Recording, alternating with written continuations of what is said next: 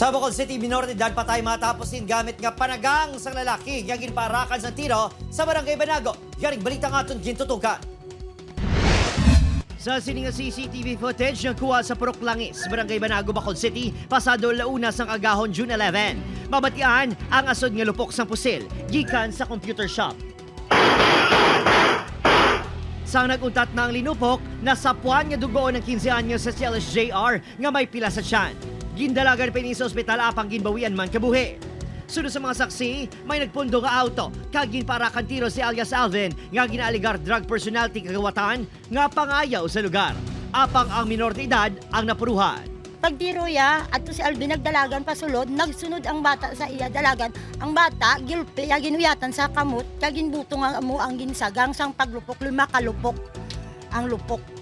Diri ng bata na igo, amo to nagsinggit ang bata nga agay, amo ng bata. Posible, lansihan ay sa droga ang rason sang pagpangtiro sunod sa kaprisan. Kababata yan. So, they know each other. Misunderstanding sa drugs. Pero Okay. amo na daang base assessment namin.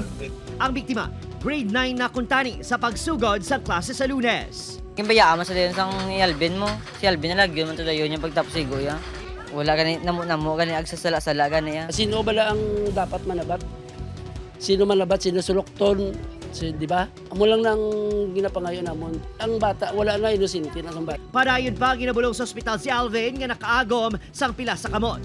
Ginatumod pa ang suspect sa pagpangtiro nga sunod sa kaprisan kinalaman ni alias Alvin. Opo, Kiril Casillo, Adrian Prietos, 1 Western Visayas.